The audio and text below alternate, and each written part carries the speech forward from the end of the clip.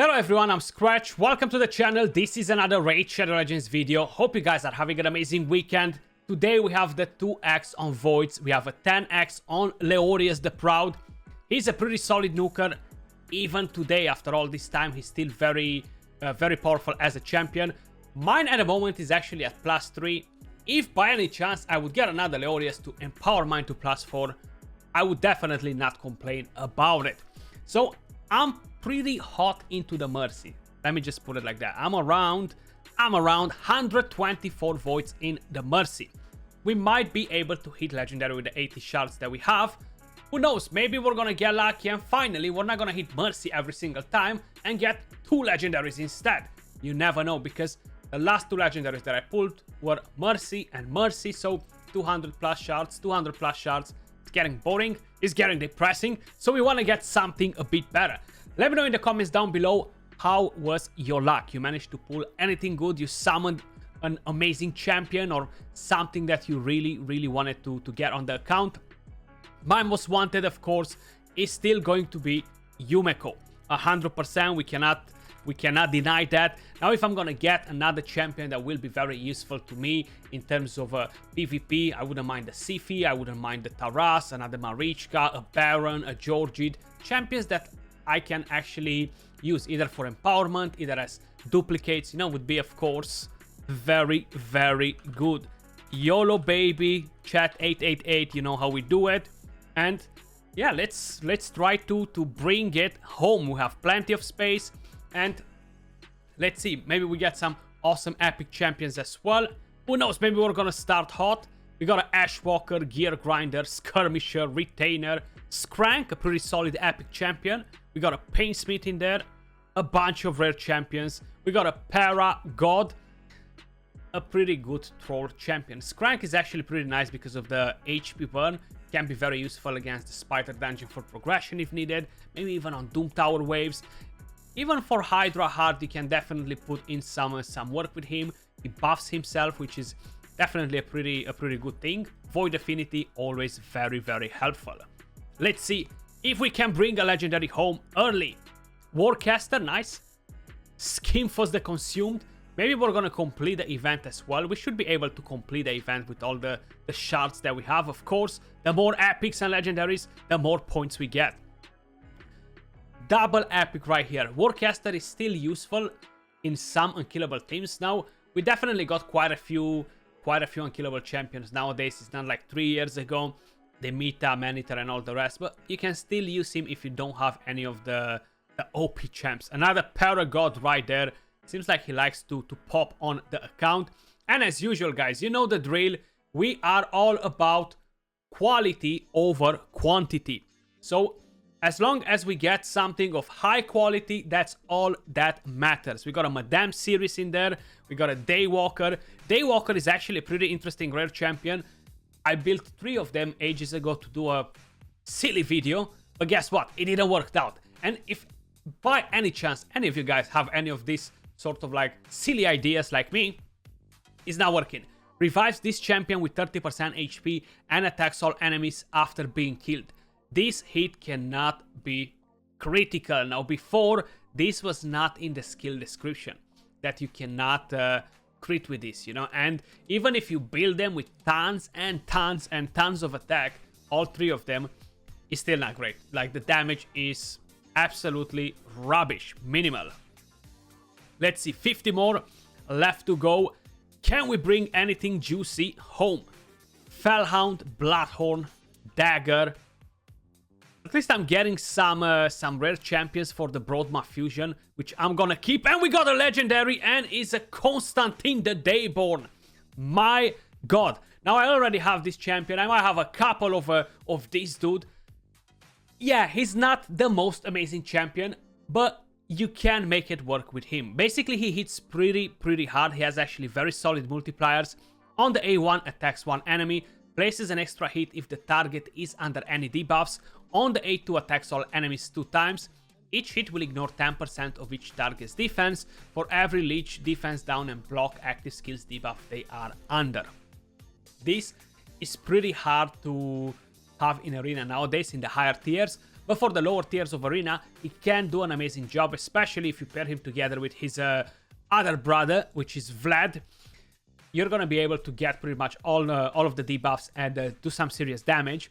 The A3 attacks one enemy before attacking, steals all buffs from the target and transfers all debuffs from this champion to the target.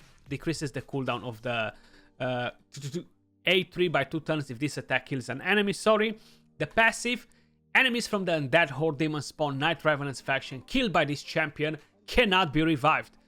And if you have Vlad in the same team, nobody can be revived. And he has an attack aura for arena battles. 30%. Yeah, I wasn't really hoping for a Vlad, for a Constantine, but we got him. It is what it is, you know? It is what it is. Who knows, maybe in 25 years he's gonna be a meta champion.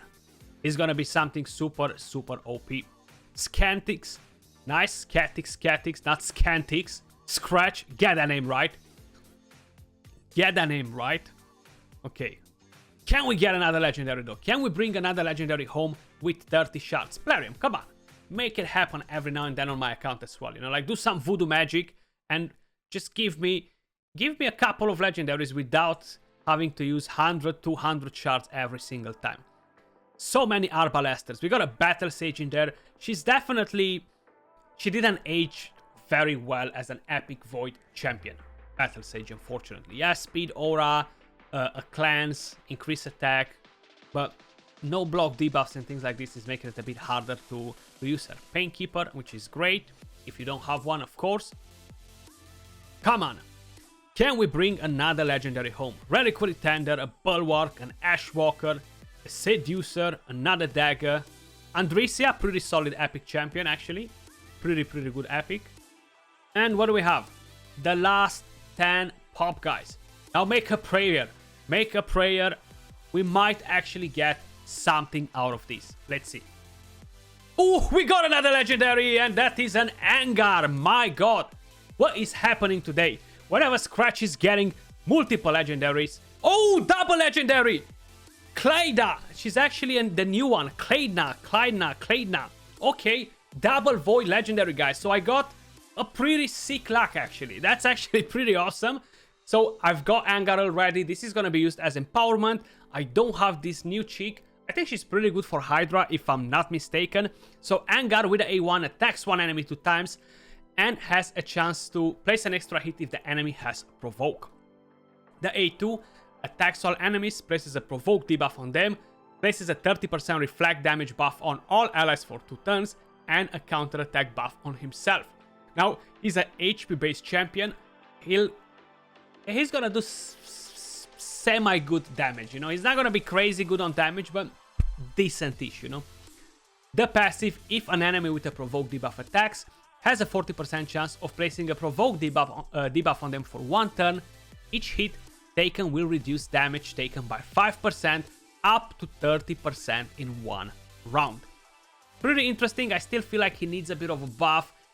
Maybe up either multipliers or let him be played as a CC champion and just add a couple of different twists to his kit, you know, something a bit more juicy.